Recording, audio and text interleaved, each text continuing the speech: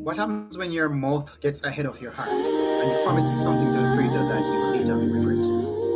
Leviticus shows that vows and devoted things are not casual. When you say, "This is for the Creator," heaven takes you seriously.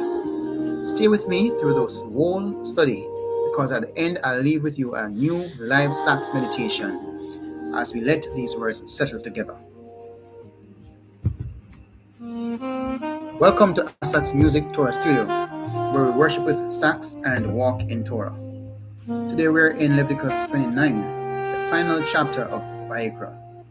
It deals with vowed persons, animals, houses, and fields, with things that set apart as most holy, and with the difference between something you can redeem and something that once devoted cannot be brought back. If you ever made promise to the Creator in a crisis or wrestled with what really belongs to Him, Leviticus 27 will give you language, caution. Walk through it with me. Open with me to Leviticus 27. We'll start with verses 1 through to 13.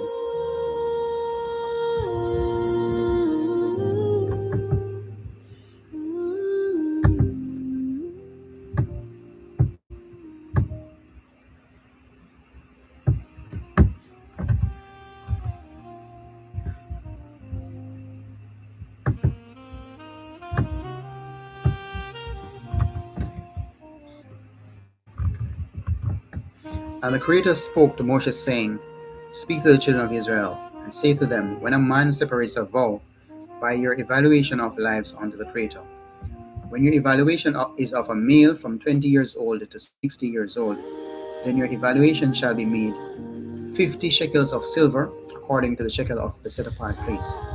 And if it is a female, then your evaluation should be 30 shekels. And if from 5 years old up to 20 years old, then your evaluation for a male shall be 20 shekels, and for a female 10 shekels.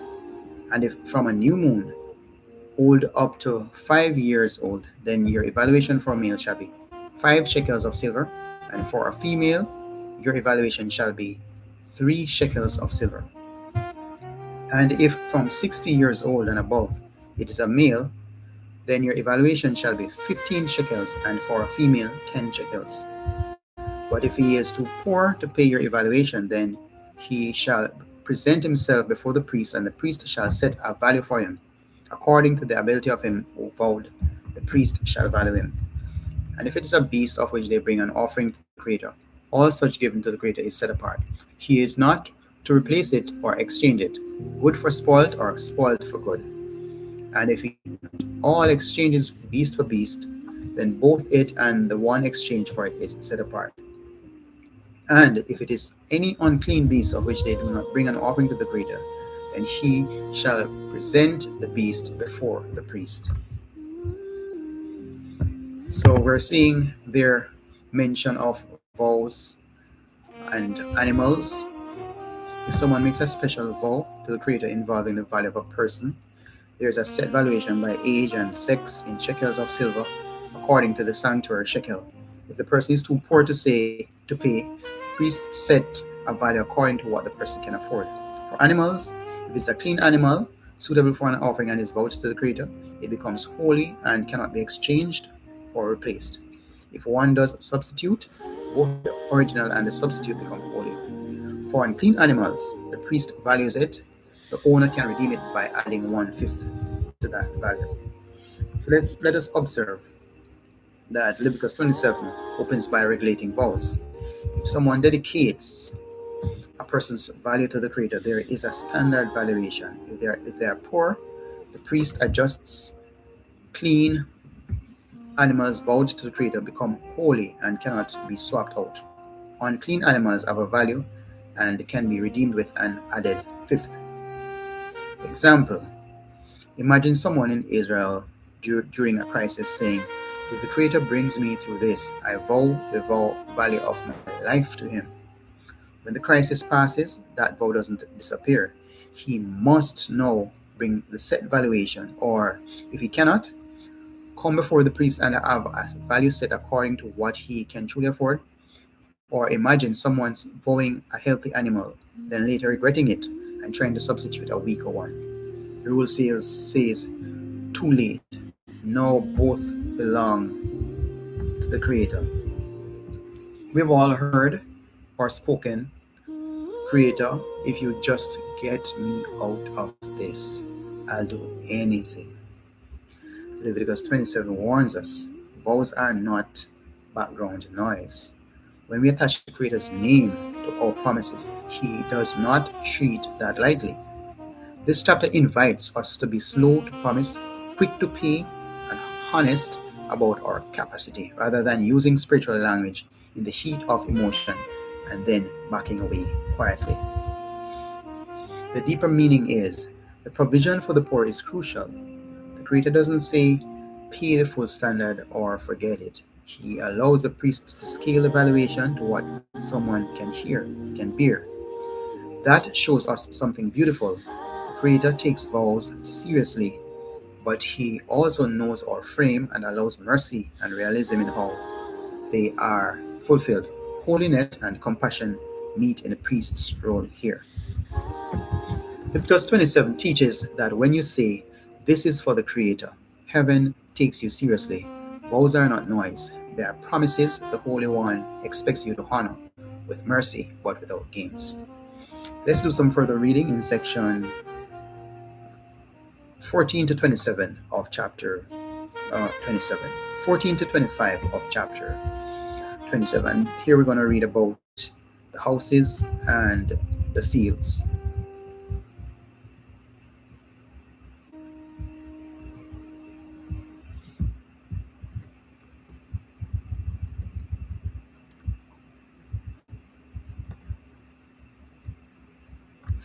To 25.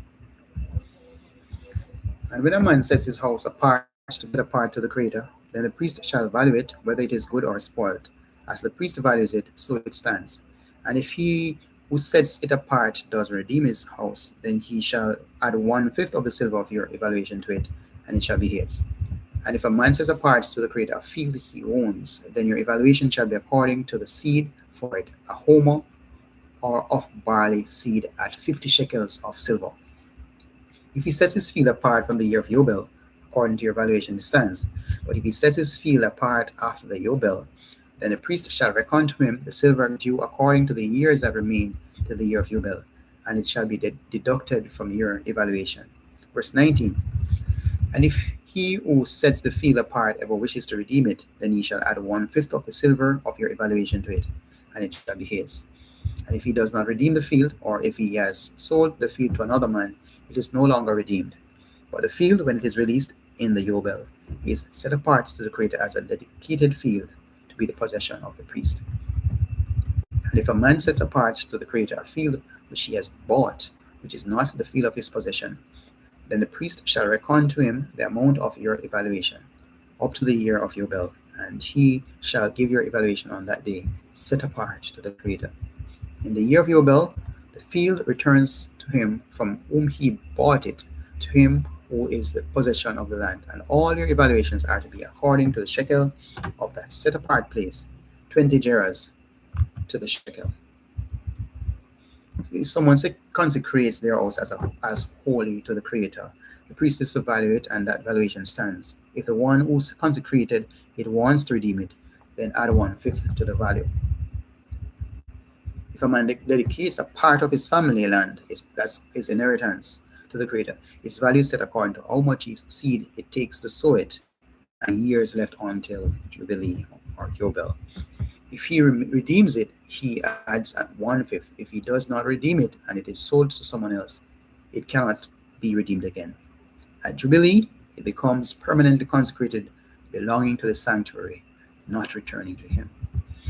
If he dedicates land he bought, not part of his ancestral inheritance, its value is calculated until Yobel, and at Yobel it returns to the family that owns it by inheritance. Houses and fields can be dedicated to the Creator, valued by a priest and redeemed with an added 5th, but the Yobel clock is always ticking underneath. Inherited land dedicated and not redeemed before Jubilee becomes permanently holy to the Creator. Purchased land returns to its original family in Yobel. Imagine a man so grateful for a harvest that he says, "This field is for the Creator." The priest values it based on its tithes and the years left until Jubilee. Later, money gets tight. He regrets how much he dedicated and wants it back. He can redeem it, but he must add a fifth and do it more before Jubilee. If he hesitates too long and Jubilee arrives, that field is no longer his to reclaim. It now belongs permanently to the Creator's sanctuary. His words changed the future of that piece of land. So this section, it actually confronts how lightly we say, "My house is yours," or "My work is dedicated to you," but then live as if every square foot is ours to use however we like. Leviticus 27 asks us, when you publicly dedicate something to the Creator, your home, your talents, your resources, do you treat that as a real transfer of ownership or just beautiful language? It also reminds us that there are windows of time to redeem what you've mishandled. Wait too long and some opportunities don't come back. The interplay between vows and jubilee is profound. Even in dedication, the Creator's larger design for the land still stands. Family inheritance, the Creator's ownership, and the sanctuary's provision all weave together. This chapter says you can set things apart, but you cannot override the deeper truth that the land is the Creator's and that He has His own long-term plan for where it rests. Our dedications must fit inside His overarching covenant structure. Leviticus 27 shows that when you dedicate a house or a field, you're not using fancy language. You're signing over real ownership to the Creator, with the Jubilee clock still ticking underneath. Let's read verses 26 through to 34. However, a firstborn of a beast which is firstborn to the Creator, no man sets it apart, whether bull or sheep, it belongs to the Creator. And if among unclean beasts, then he shall ransom it according to your evaluation, and shall add 1/5 to it. And if it is not redeemed, then it shall be sold according to your evaluation. Verse 28. However, whatever a man lays under ban for the Creator of all that he has, man and beast, or the field of his possession, is not sold or redeemed. Whatever is laid under ban is most set apart to the Creator. No one under the ban among men is ransomed, but shall certainly be put to death. And all the tithes of the land, of the seed of the land, or of the fruit of the tree belongs to the Creator. It is set apart to the Creator. If a man indeed redeems any of his tithes, he adds 1/5 to it, and the entire tithe of the herd and of the flock, all that passes under the rod, the 10th one is set apart to the Creator. He does not inquire whether it is good or spoiled, nor does he exchange it. And if he exchange at all, then both it and the one exchanged for it are set apart. It is not redeemed. Verse 34, these are the commands which the Creator commanded Moshe for the children of Israel on Mount Sinai. Leviticus 27 closes by drawing lines. Some things cannot be vowed because they already belong to the Creator. The firstborn example. Some things once devoted are and cannot be redeemed at all. They are most holy, entirely His. Tithes are the Creator's portion by definition. They can be redeemed only with an added fifth, and animals cannot be swapped. Imagine someone saying, "I vow my firstborn animal to the Creator." The law answers, you can't vow that. He already claimed every firstborn. You're not giving him something extra, or someone trying to upgrade their tithe. Looking over the flock and swapping a weaker animal for a stronger tenth. The rule says, no searching between good and bad, and no exchanging. If you do, both animals become holy. The Torah closes Vayikra with this sharp idea. The Creator, not you, defines what is His. This pushes us against our tendency to think we're doing the Creator a favor by giving him what He already owns, our first, our tenth, our very lives. Leviticus 27 reminds us that some things are non-negotiably His from the start, and some commitments, once made, should not be walked back. It challenges us to ask, am I bargaining with the Creator over what is already His? Or am I aligning with the fact that I and my resources belong to Him anyway? category of devoted things shocks us because it's absolute. Some things and situations are placed beyond reclaiming to show that the Creator has the right to claim without negotiation.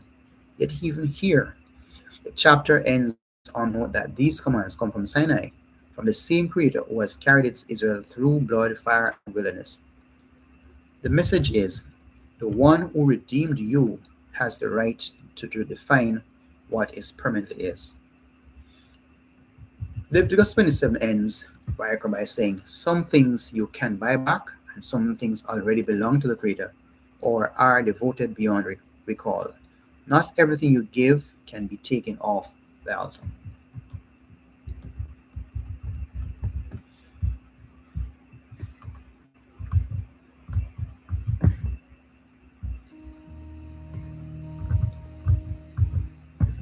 Leviticus 27 is not an appendix. It's a final word of Vayikra about what belongs to the Creator. We saw that vows involving people and animals are taken seriously, but the Creator allows mercy and adjustment through the priest. We saw houses and fields dedicated to the Creator, valued against the Jubilee clock, showing that our promises must fit inside His larger plan. And we saw that firstborn, devoted things, and tithes are under a non negotiable claim. Some things are simply His, with no bargaining. If this Leviticus 27 study stirred you, ask the Creator, where have my words offered you more than my actions? Where am I calling something yours while living like it's mine? And where are you inviting me to honor what already belongs to you by right? Thank you for walking through the entire book of Vayikra Leviticus with me in this Torah Studio journey. If this has blessed you, like it, share it with someone who loves the Torah, and subscribe so you don't miss what's next as we move deeper from Bereshit, Genesis to Devarim, Deuteronomy. And now, as I promised, here's a new Sax meditation. Let the sound carry the weight of vows of worship and devotion into your heart. Shalom.